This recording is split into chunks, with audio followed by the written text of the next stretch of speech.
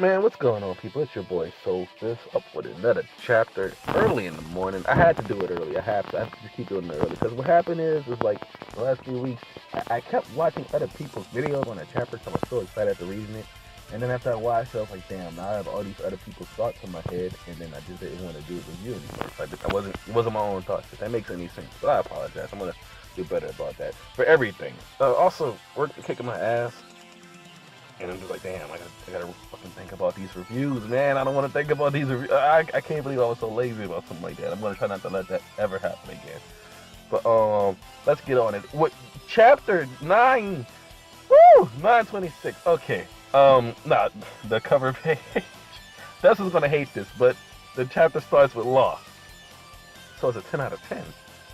But anyway, let's get on into the rest of the chapter. So we get back into Wano country. Now, what?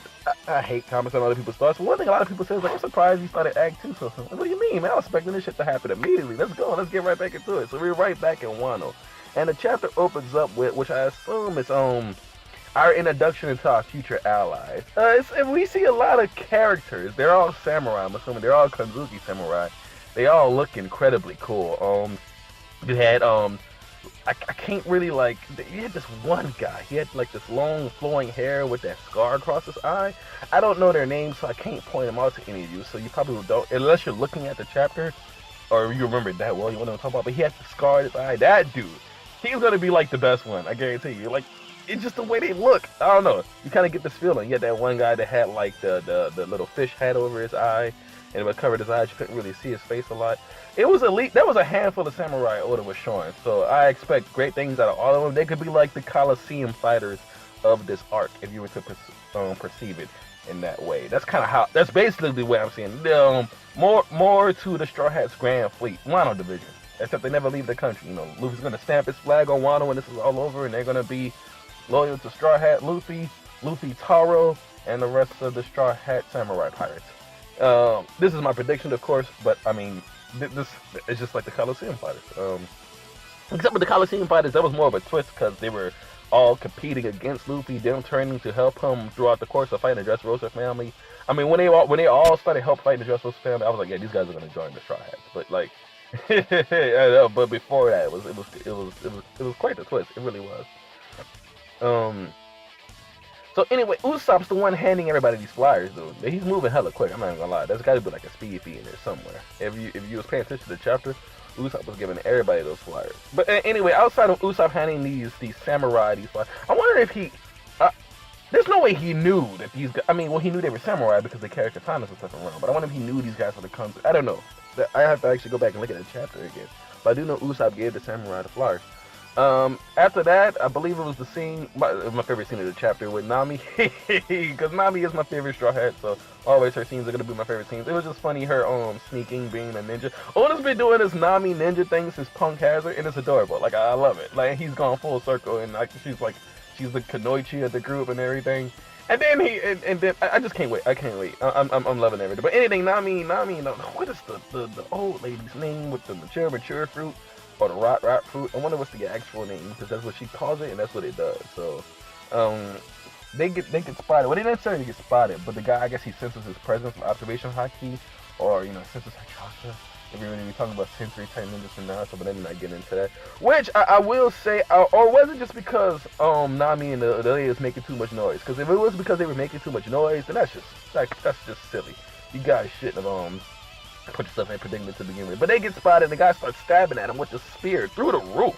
That's pretty crazy. And he's like, yo, who's there? But anyway, they dodge, they get the hell out of there, they jump out the window, and then they fly with this ninjutsu or whatever. She makes I wonder where the kite came from. It's probably installed into her suit somewhere, right? Because the only like actual ability she has is that devil fruit she ate. Which is funny because they don't know they're devil fruits, do they? I mean, no, because there's no information coming in and out. Well, no, but if Roger was there at one point, surely he would have told him about devil fruit. They gotta know those are devil fruits. But Kinema did not know he had a devil. I don't know. That's weird. That's weird. I would actually like if somebody could clarify that a little bit more for me. Anyway, after that, now I much like Sanji. His contribution to the chapter is very minimal. He was just like beating a bunch of chicks, like food, but dude, you're supposed to be looking for fighters, so he's literally doing nothing right now. But there was one interesting thing, or maybe he's not doing nothing, because there was one interesting. There was some guy that was in the area watching Sanji give everybody food, but he was all blacked out and we couldn't see who he was. Maybe that could be another one of these samurai we're looking for, a really, really strong one, right? And then maybe, I'm gonna go into like just theory mode here, but like maybe like him seeing Sanji do this, he's like, yo, what are you doing giving this food out to everybody? Because he said something along the lines of dude, does he know where he's at? Like, what does this guy think he's doing or something? I think it was something like that. He was like, yo, what is he even doing? But he was blacked out. I know you know what I'm talking about. Maybe that's like another running samurai. Maybe he kind of fell out, or maybe he just like he sees Sanji like going so against the norms, and Wano's like, dude, what are you doing or whatever. He might try to fight him. I don't know. Maybe they'll get into it. They'll scuffle. They kind of make up. Who knows? That could be something. Because what would be the point of Oda introduce doing that and blacking him out? What's the point of blacking him out in general? We know it's not King or Queen. We know it's not Jack. You know, it could be a headliner, but like, oh. Could it be X Drake? But no, it can't. Because if it was Drake, he knows what Sanji looks like. Sanji has a warning poster, so, and he's seen him. So it can't be him. Just forget I said anything after that. But anyway, then we get to the end of the chapter, which is really the meat. I keep using the word meat to describe the most important part of the chapter. It's the meat of the chapter though, because it's the prison scene. This is what we want to know. This is what we want to know what's going on. As much as the Straw Hats getting ready for the Luffy breakout, that's going to be awesome. And seeing the setup to that is important, but needing to know what Luffy and Kid are doing in the prison is by far the most important thing. To see Luffy and Kid running around with the block, to see that they're actually participating. Listen, I thought they were just going to be beating the shit out of everybody. Right, just not caring. Like, but they're actually like just doing. They're like, what? You said I gotta move these blocks and I get food. Screw it. I'm gonna move the blocks. I'm gonna get a lot of food. They're both doing it. Clearly, Kid has the same appetite as Luffy. That's funny because Law actually doesn't. Law doesn't share a lot of Luffy mannerisms, but Kid seems to share a lot of Luffy mannerisms. But one thing Law tends to share is, I guess you'll say like Luffy's, not necessarily his personality, but like how can I say this? Like his ambitions, probably. Like his heart. Oh god, that sounds so whack. But you know what I mean. Like they kind of have the same. They kind of have they're on the same prize and they can cooperate together. Luffy and Kid seem to have no cooperation. Like they're not adhesive in the slightest. They don't seem to be. They just seem to argue and like they literally argue. Like it's not like one of those things when somebody yells at Luffy and he doesn't respond. Like he's yelling back at Kid. So they don't seem to get along well, but they get along enough. Anyway, Luffy and Kid are transporting all these, like they're actually participating. They're transporting all these stones. I think they say you move 5, you get 1 dango.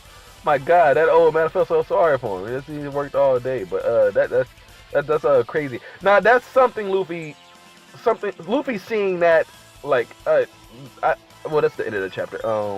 But outside of the Luffy, well no, I think I'm at the end of the chapter, right? Because outside of the Luffy and Kid arguing part, there was nothing else outside. It was the old man not getting he only got 1 dango to eat. That's so fucked up. And then Luffy and Kid were just going, they were going at it for a good chunk of the chapter. Oh, the hippo dude, I forgot because he's so unimportant. But whatever, Kid, I don't even know what Kid did to him. The dude ate Kid. I mean, it was pretty funny. Like I said, everybody in One Piece has some type of quirk to him. The dude, he's like a dude with inside a hippo's mouth, and then he'll talk, and then the hippo closes his mouth, and nobody can hear what he's saying. It's hilarious. If I have to be honest, that's fucking hilarious. But as far as reviewing a chapter goes, not much I can really say to the outside of Oda. You are a funny guy. Anyway, the hippo dude eats Kid, and Kid just knocks him, ends him. Bro, I was like, bro, what did you think was going to happen? We did get another shot of that one dude, the poison fish dude, just watching. Maybe he's interested. I don't know. Maybe. Who knows? I want him to talk. I want to find out who it is. What's with Oda in blacking out these characters, bro? We're already on Wano. Stop, just get the teasing. But hippo dude eats Kid, and he just knocks him out. And then I don't know what the hell he did, but I'm not surprised that it happened. Maybe he conquers Haki him. Wait, no, I didn't see like any of the little black sparks that Oda usually draws to let us know when Haki's being used.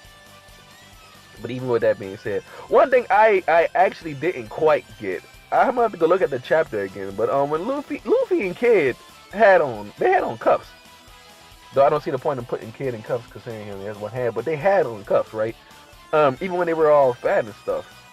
But when they rescued the kid, did they still have the cuffs on? I couldn't tell because the way the chapter was drawn, like there was Luffy had the kid over his shoulder, and kid only has one arm, and it was kind of like it was kind of like a outward picture.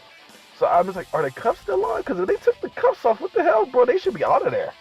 But no, maybe they're on. But that goes to show you, dude, even without their devil fruit powers and the sea stone, which actually does weaken them, and they're in the beaten up state. They're training. I like this. They're already in a weakened state because of the sea stone. They don't have the devil fruit powers, and they're beaten up like hell. So they're eating and they're using this. Kaido's putting these niggas to work. They're getting stronger. Right? Is that what's happening? I don't know. Would it be kind of lazy or to say Luffy trained the whole time while the plan was going on to set up the thing and the straw? Well, then again, if Luffy just trains in prison, Luffy and Kid, they keep doing that, and then like the Straw Hats, they go out and then they find all these samurai and they maybe someone join them, maybe someone don't. They go on these little adventures. They got like what 2 weeks, right, or whatever. I don't know. Or are they still attacking them at the? They're still gonna do the prison break on that night probably, but I don't know. It could be interesting. I really don't know. I kind of just came to the revelation right now as I was talking. You probably didn't know that. But nevertheless, I enjoyed the chapter. It was definitely fun. Oh my lord, I've been talking for a really long time. Okay, I'm just gonna end it right here. It is your boy Soulfist. One Piece 926 is a really good chapter. I don't do ratings because I don't know how that works. Just you can tell what I thought of the chapter just from my words alone. And if you can't, you're doing something wrong. It's your boy Soulfist Hell Hydra.